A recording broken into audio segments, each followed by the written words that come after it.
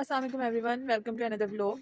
और वैसे तो मेरा पहले व्लॉग बनाने का ही प्लान था, लेकिन मैंने सोचा कि क्यों ना चाइना में एडमिशन्स के हवाले से एक वीडियो बनाई जाए, क्योंकि अभी अभी रिसेंटली चाइना में यूनिवर्सिटीज़ में एडमिशन दोबारा स्टार्ट हो चुके हैं 2024 इनटेक के लिए।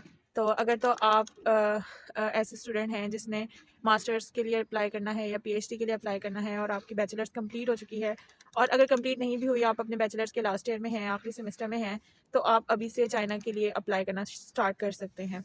उसके लिए आपको जो चीज़ें रिक्वायर्ड हैं, मैं वो सारी इस वीडियो में आपको बताऊंगी। और लेकिन उसके लिए सबसे पहले आप मेरे चैनल को सब्सक्राइब करें और बेल आइकन को ज़रूर प्रेस करें, ताकि चाइना से रेलेवेंट जो भी न्यू वीडियोस मैं बनाऊंगी वो आपको उनके नोटिफिकेशंस आते रहें। So let's begin our topic. Okay, admission के हवाले से आपने सबसे पहले तो अपने लिए एक यूनिवर्सिटी का डिसीजन लेना है कि आप कौन सी यूनिवर्सिटी में अप्लाई करना चाहते हैं। उसके लिए आप सबसे पहले सर्च करेंगे अपने फील्ड रेलेवेंट यूनिवर्सिटीज़ जो चाइना में टॉप रैंकिंग में आ रही होंगी। बेहतर यही होता है कि आप अपनी यूनिवर्सिटी की सिलेक्शन रैंकिंग के हिसाब से करें, आपके फ्यूचर के लिए बहुत बेहतर होता है ये। अगर आप टॉप रैंकिंग वाली यूनिवर्सिटी से ग्रेजुएट होंगे तो डेफिनेटली उस डिग्री की वैल्यू ज़्यादा होगी एज़ कम्पेयर टू जो लोअर रैंकिंग वाली यूनिवर्सिटीज़ हैं। तो सबसे पहले तो आपने चाइना में आने के लिए अपनी यूनिवर्सिटी की सिलेक्शन करनी है। अच्छा, मैंने जब अप्लाई किया था तो मैंने यूनिवर्सिटी की सिलेक्शन इस तरह की थी कि मैंने सीएससी स्कॉलरशिप के लिए जो उनकी ऑफिशियल वेबसाइट है, मैंने उस पे अपने फील्ड रेलेवेंट जो मेरा मेजर था उससे रेलेवेंट मैंने यूनिवर्सिटी सर्च की थी। और फिर मैंने उन यूनिवर्सिटीज़ में जो है ना जाके चेक किया था उनकी रैंकिंग को कि कौन सी यूनिवर्सिटी की रैंकिंग अच्छी है। उस हिसाब से भी मैंने अप्लाई करना शुरू किया था। Oh, look at them.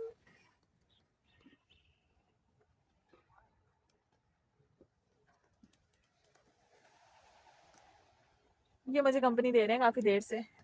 Next चीज़ आ जाती है एक्सेप्टेंस लेटर। अब यूनिवर्सिटी आपने जब डिसाइड कर ली है, लाइक आप डेफिनेटली एक यूनिवर्सिटी तो डिसाइड नहीं करेंगे, क्योंकि आपको डिफरेंट यूनिवर्सिटीज़ में अप्लाई करना पड़ेगा। तो आपने अपने फील्ड रेलेवेंट यूनिवर्सिटी के वेब पेज पे जाके अपने फील्ड अपने मेजर से रेलेवेंट जो भी डिपार्टमेंट होंगे वहाँ पे जाके प्रोफेसर्स ढूंढने हैं, जिन प्रोफेसर्स का रिसर्च एरिया आपके इंटरेस्ट से मिलता जुलता होगा। लाइक आपका जो भी इंटरेस्ट है रिसर्च में, अगर तो आपको उस तरह की रिसर्च एरिया का प्रोफेसर कहीं मिल रहा है तो सबसे बेहतर यही है कि आप उसको मेल करें। अगर नहीं मिल रहा तो आप अपने मेजर से रेलेवेंट, लाइक सपोज जैसे इलेक्ट्रिकल इंजीनियरिंग के हैं तो आप इलेक्ट्रिकल इंजीनियरिंग के प्रोफेसर्स को मेल कर सकते हैं।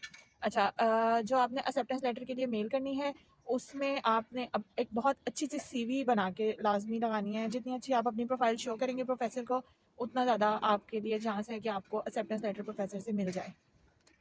एक चीज़ जो पाकिस्तानी स्टूडेंट्स कॉमनली करते हैं वो ये है कि वो कोशिश करते हैं कि इस तरह की यूनिवर्सिटीज़ में अप्लाई करें जिनमें एडमिशन फ़ीस मिल लो, लाइक आपको कोई भी एडमिशन फ़ीस ना देनी पड़े अप्लाई करने के लिए।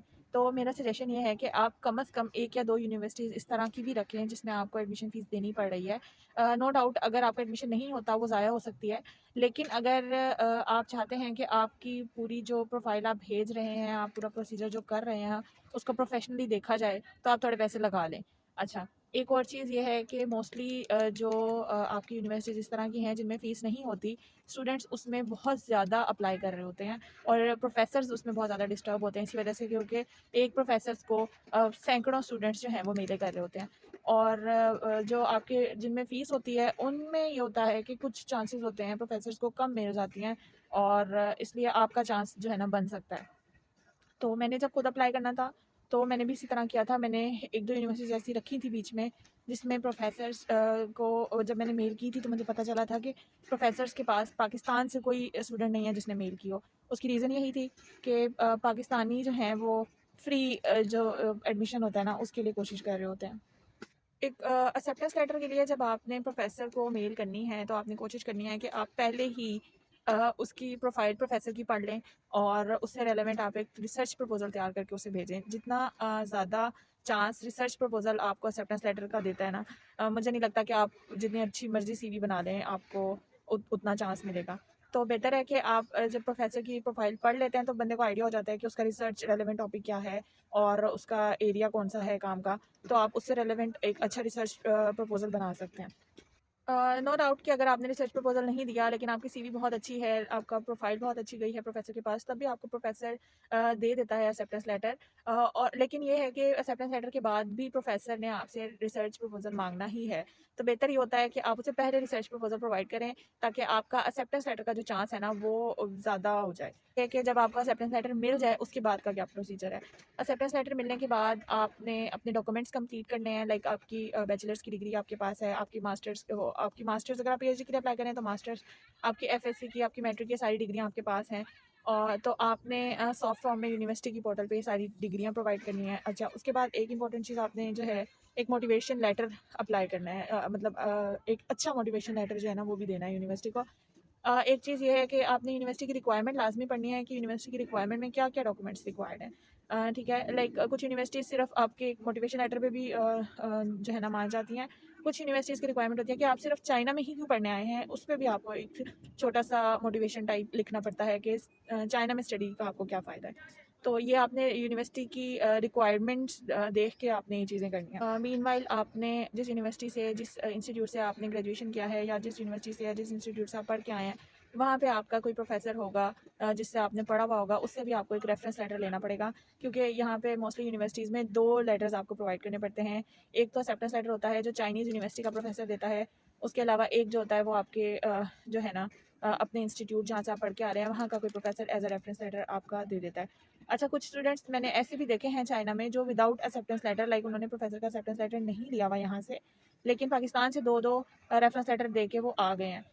It also depends on university requirement, like अगर तो यूनिवर्सिटी इस चीज़ को एक्सेप्ट करती है तो आपका एडमिशन हो सकता है, लेकिन कुछ यूनिवर्सिटीज़ नहीं करती हैं। उनकी डिमांड होती है कि आप यहीं का कोई सुपरवाइज़र हो जो आपको एक्सेप्टेंस लेटर दे, फिर हम आपको जो है ना एडमिशन देंगे। तो ये भी आपको यूनिवर्सिटी की रिक्वायरमेंट से ही पता चलेगा। आपके डॉक्यूमेंट्स कंप्लीट हो गए हैं, एक्सेप्टेंस लेटर आपके पास है, रिसर्च प्रपोजल है, मोटिवेशन लेटर है, अपनी डिग्रियां हैं, ये सारी चीज़ें आपके पास हैं। तो अब आपने अप्लाई कैसे करना है? तो अप्लाई करने के लिए आपने यूनिवर्सिटी की पोर्टल पे जाना है। कोशिश आपने ये करनी है कि आपके मोबाइल का ट्रांसलेटर आपके पास हो, और आप क्योंकि चाइनीज़ यूनिवर्सिटीज़ की पोर्टल्स जितनी भी हैं वो सारी चाइनीज़ में होती हैं, तो आपको ट्रांसलेट करनी पड़ती है। अगर तो आप पूरे वेब पेज को अपने जो है ना गूगल ट्रांसलेट को यूज़ करते हुए पूरे वेब पेज को ट्रांसलेट करके यूज़ करेंगे, तो मोस्टली चांसेस ये होते हैं कि वो जो वेबसाइट है वो प्रॉपर्ली चलती नहीं है, उसमें कोई ना कोई इशू आने लग जाता है, लाइक डॉक्यूमेंट नहीं अपलोड हो रहे होते, या वो सबमिट नहीं कर रहा होता है एप्लीकेशन को। तो इस तरह के इश्यूज़ आने के चांसेस होते हैं। तो आपने कोशिश करनी है कि आप अपने मोबाइल का ट्रांसलेटर यूज़ करें, और आप जो वेब पेज है उसको आप जो है ना चाइनीज़ में ही ऑपरेट करें। फिर उसके बाद आपने अपने जितने भी डॉक्यूमेंट्स हैं जो आपने कंप्लीट किए हुए हैं वो आपने यूनिवर्सिटी की पोर्टल पे सबमिट करवा देने हैं। और लाज़मी ये चीज़ चेक करनी है कि वो सबमिट हुए हैं, क्योंकि अक्सर ये होता है आप सेव करके रख देते हैं और वो सबमिट नहीं हुए होते, इस तरह के इश्यूज़ आ जाते हैं कुछ स्टूडेंट्स के साथ। तो विदिन जो है ना डेडलाइन जो भी उसकी होगी उससे पहले-पहले आपने अपने डॉक्यूमेंट्स जमा करवाने हैं। हाँ, और जिन यूनिवर्सिटीज़ की फ़ीस है वो भी आपको डेडलाइन से पहले-पहले जमा करवानी पड़ेगी।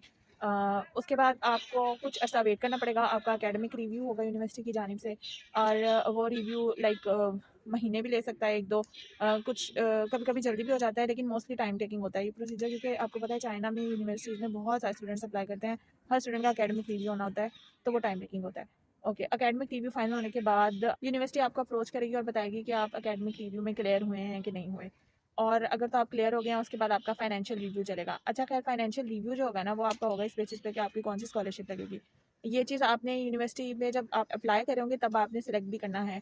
मोस्टली स्टूडेंट्स की कोशिश होती है सीएससी के लिए अप्लाई करें। सीएससी के लिए जब आपने अप्लाई करना है तो आपने यूनिवर्सिटी को भी बताना है कि सीएससी के लिए अप्लाई करो, और सीएससी की वेबसाइट पे आपने अलग से जाके भी अप्लाई करना है। उसके अलावा आपने यूनिवर्सिटी को भी बताना है कि अगर सीएससी मेरी नहीं लगती तो मुझे अदर देन सीएससी जो स्कॉलरशिप्स हैं उसके लिए जो है ना मेरी प्रोफाइल भेजी जाए। लाइक यूनिवर्सिटी की अपनी रोड एंड बेल्ट हो गई, या यूनिवर्सिटी की अपनी कोई और स्कॉलरशिप हो गई, काफ़ी सारी होती हैं। उसके लिए मैं एक अलग वीडियो बनाऊंगी कि चाइना में कौन-कौन सी स्कॉलरशिप्स हैं जिस पे पाकिस्तानी स्टूडेंट्स अप्लाई कर सकते हैं।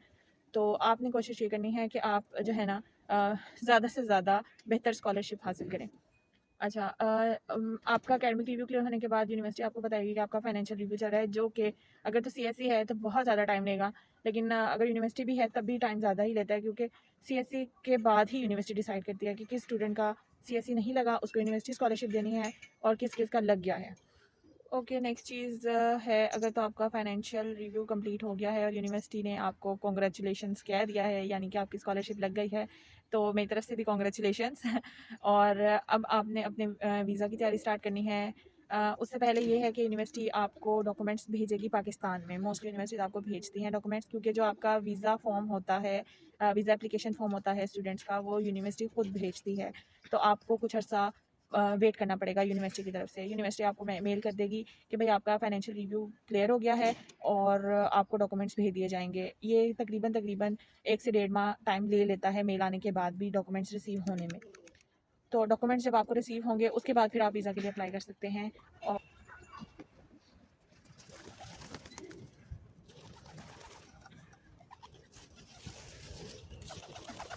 नेक्स्ट वीडियो में मिलते हैं इंशाल्लाह। उसमें मैं आपको बताऊंगी कि वीज़ा के लिए डॉक्यूमेंट्स क्या क्या रिक्वायर्ड हैं और अटेस्टेशंस कहाँ कहाँ से होंगी, और वीज़ा कितना टाइम ले सकता है, और चाइना आने के बाद आप वीज़ा कैसे एक्सटेंड करवाएंगे, और आपका चाइना आने के बाद वीज़ा एक्सटेंड करवाने का कितना खर्चा है, ओवरऑल कितना खर्चा पड़ेगा। तो बेसिकली आज की वीडियो बनाने का मकसद ये था कि मैं स्टूडेंट्स को मोटिवेट कर सकूं कि आप खुद से अप्लाई करें। और चाइना के लिए अप्लाई करने के लिए आपको कोई कंसल्टेंट नहीं चाहिए, आपको कंसल्टेंसी की ज़रूरत नहीं है। मैंने खुद अप्लाई किया था, मेरा सारा प्रोसीजर स्मूथली चला और खुद ही हो गया सारा कुछ। और मेरा जो लाइक वीज़ा की पेमेंट थी, फ़ीस थी, उसके अलावा और अटेस्टेशन की फ़ीस के अलावा कोई खर्चा नहीं हुआ। तो ये वाली वीडियो मैं इसीलिए बना रही हूँ ताकि आप लोगों को गाइड कर सकूँ कि आपने विदाउट कंसल्टेशन खुद से कैसे आपने अप्लाई करना है। सब आ गए हैं कि चलो खत्म हो गया और हमारी छुट्टी हो गई है। क्लास का टाइम अभी हुआ है, ठीक है। ओके गाइस, मेरी क्लास का टाइम हो गया, मैं जा रही हूँ। Bye bye.